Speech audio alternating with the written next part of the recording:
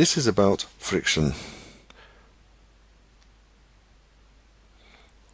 Here we have an example of friction, or rather the lack of friction.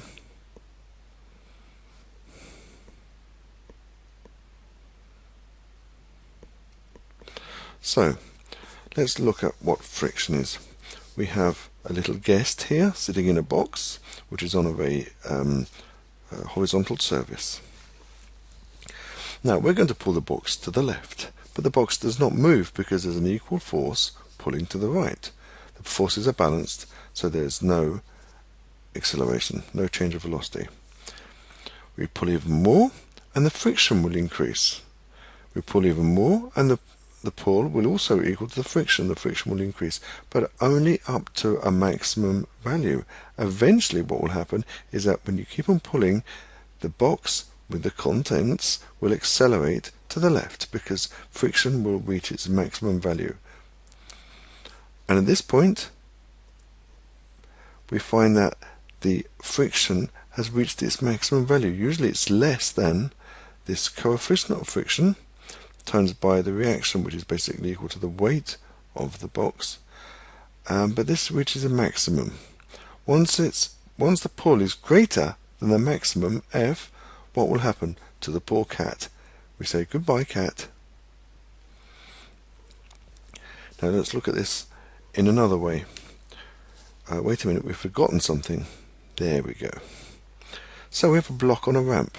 As we increase the angle, just to the point where it starts to slip, the block will, or rather the cat in the block, will slip a tiny bit and then stop, or will slowly slide at a constant velocity, or will accelerate very slowly, or accelerate very quickly. What do you think? We have two kinds of friction. There's a friction which is static, or limiting friction, and there's another kind of friction which is kinetic or dynamic friction, and they don't have the same value.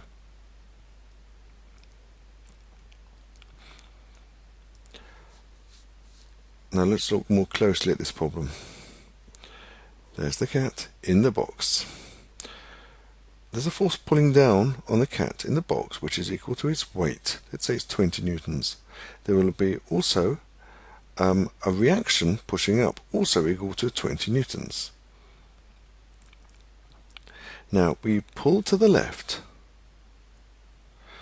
and if the block is being pulled and is not moving, there must be another force pulling back which equals it, and this is a force of friction, and this force will go up to a maximum value which is equal to the coefficient of friction times by the reaction.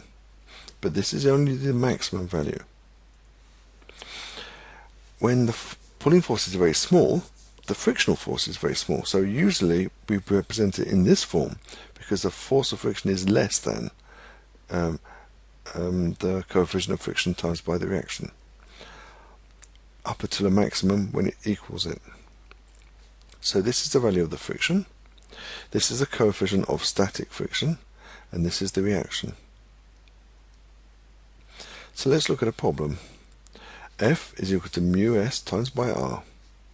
Let's say the coefficient of friction is 0.4 and the weight is equal to 20 newtons. What is the maximum frictional force that this cat in the box will have? Well, here's the equation. F is equal to mu s times by r is equal to 0.4 times 20, gives a maximum friction of 8 newtons. But what happens if you pull with a force which is greater than 8 newtons? Well, there will be an unbalanced force acting on the cat and it will accelerate to the left. Let's look at this problem again. This time we have it sliding, the sliding cat in the box. The same as before, the weight is the same, the reaction is the same, the mass is the same. We have a pulling force to the left, but this time the block which is being pulled is moving, but there will be a force pulling back which will be equal to the friction. If the forces are equal, then they will be going at constant velocity. If they're not equal, then it will accelerate. So let's say we have a force of friction to the right and a pulling force to the left. The force that pulls back when it is moving is always equal to F is equal to mu d times by R. The coefficient of friction is called the dynamic coefficient of friction. So it basically is constant if it's sliding. So this is the friction. This is the coefficient of dynamic friction, or sometimes kinetic friction. And this is reaction. This is if it's sliding, if the cat in the box is moving.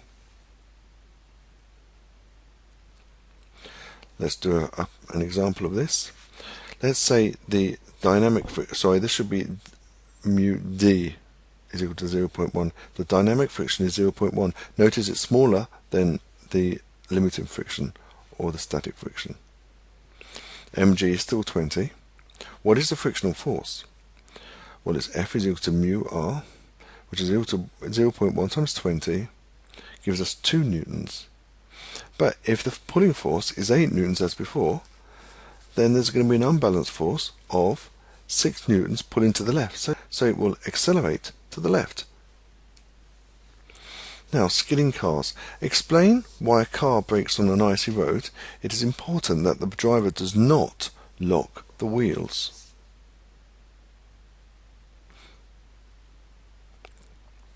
Another question. A 2 kilogram block is sliding down a plane which is inclined at 60 degrees to the horizontal.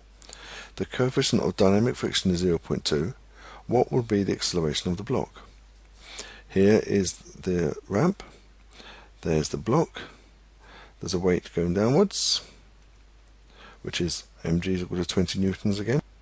To solve this problem, we must resolve the forces perpendicular to the slope and parallel to it. Let's look at the perpendicular forces first. The reaction is pointing perpendicular to the slope, and we need to find out what is this, because it will be equal to the component of the weight, which is perpendicular to the slope. So this is going to be mg times by cos 60. So the reaction is mg, which is 20 cos 60. Now, let's find out what this friction is going to be. Let's say the limit of dynamic friction is 0.2, and the reaction is equal to 20 cos 60. Remember that it's this direction now, not opposite the weight. What is the frictional force? Using this equation, F is equal to mu d times by R, which is 0.2 times 20 cosine 60, gives a frictional force of 2 newtons. So there's going to be a small upwards force up the slope of 2 newtons, which is the frictional force. Now, if we add the forces parallel to the slope, the friction and the component of weight parallel to the slope, let's see which one is larger. Now let's take the parallel of the weight going down the slope. We need to resolve the weight into the parallel to the slope. So it's mg sine 60 is equal to 17.32 newtons. So we have a force down the slope, which is 17 newtons, a force up the slope, which is 2 newtons. So the force down is much greater. So there's an unbalanced force of 17.32 minus 2 is 15.2 newtons. So what will happen? Well, we know the mass of this. We can find the acceleration.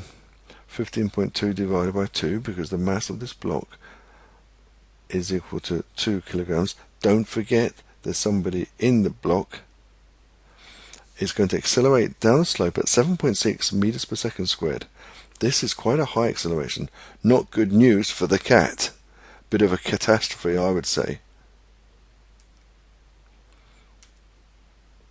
Now let's make a comparison of the coefficients.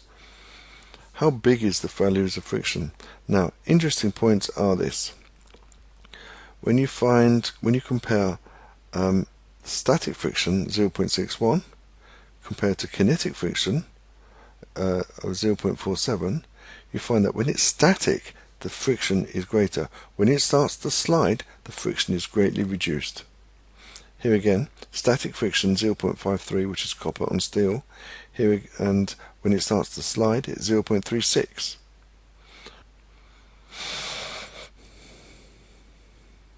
Let's compare rubber on concrete, on dry concrete, and rubber on concrete which is wet. Rubber on dry concrete, it's 1, which is basically equal to the reaction.